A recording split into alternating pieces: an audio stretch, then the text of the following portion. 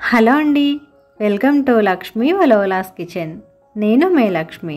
ఈరోజు వీడియోలో వెజ్ పులావ్ని ఈజీగా ఎలా చేసేసుకోవాలో చూపిస్తున్నానండి. చెప్పాలంటే నా చిన్నప్పుడు మా అమ్మ చేసి పెట్టేదనమాట.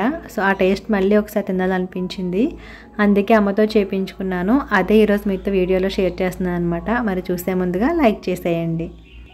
ముందుగా స్టవ్ ఆన్ చేసి బౌల్ పెట్టుకుని ఇందులో కొద్దిగా ఆయిల్ అలాగే గీ రెండు కూడా వేడి చేసి వేసుకోవాలండి. తర్వాత బిర్యానీ స్పైసెస్ అన్నీ ఉంటాయి కదా, దాల్చిన చెక్క, లవంగాలు, అనాస పువ్వు, జాజి పువ్వు, మరాఠీ మొగ్గ అండ్ ఇలాచి, ఇవన్నీ కూడా వేసుకున్న తర్వాత వీటితో పాటుగా బిర్యానీ ఆకు ఉంటుంది కదండి, అది కూడా వేసుకోవాలి.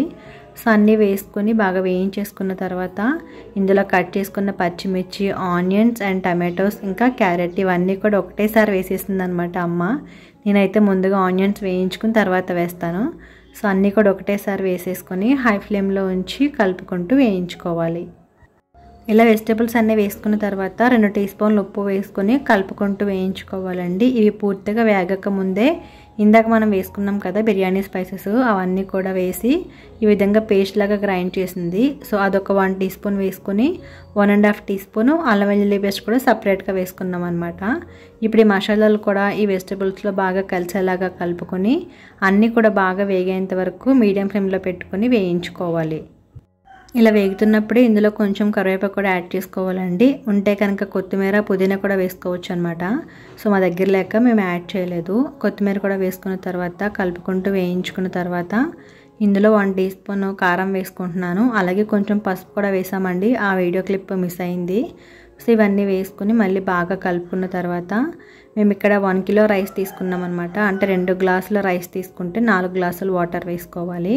సో 1కి 2 చొప్పున నీళ్లు కొలుచుకొని ఈ బౌల్లో వేసేసుకొని మళ్ళీ మొత్తం అంతా కూడా బాగా కలుపుకోవాలి. అడుగున మనం మసాలా వేయించుకున్నాం కదా, అది ఏమైనా కూడా అంటుకుంటే ఈ విధంగా గరిటెతో కలుపుకుంటే వాటర్లోకి వచ్చేస్తుంది అనమాట. సో ఇలా కలుపుకొని మూత పెట్టేసుకుని ఈ వాటర్ని హై ఫ్లేమ్లో ఉంచి బాగా మరిగించుకోవాలి. ఒక 5 నిమిషాల పాటు అలా హై ఫ్లేమ్లో వదిలేస్తే వాటర్ అనేవి బాగా మరుగుతాయండి. అలా మరుగుతున్నప్పుడు మనం ముందుగానే రైస్ కడిగి నానబెట్టి ఉంచుకున్నామండి. నేను ఇక్కడ బాస్మతి రైస్ కాకుండా నార్మల్ సోనా మసూరి రైస్ ఉంటుంది కదా, అదే యూస్ చేస్తున్నాను అనమాట.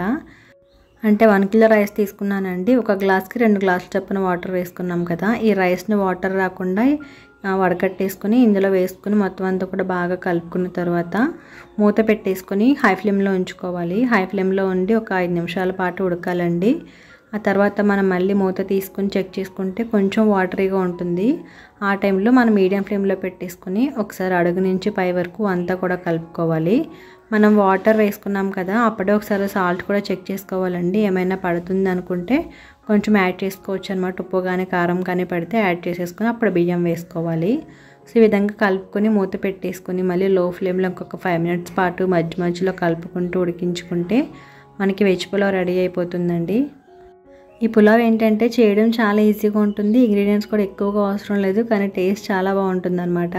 మరి మీరు ఇలానే చేస్తారా అనేది కామెంట్ చేయండి, లేదంటే ఒకసారి ఈ విధంగా ట్రై చేయండి. ఇంకా ఈ పులావ్లోకి అయితే కనుక నాన్ వెజ్ అయితే చికెన్ కానీ మటన్ కర్రీ కానీ సూట్ అవుతుంది. వెజ్లో అయితే పొటాటో కర్రీ కూడా చాలా బాగుంటుంది అనమాట.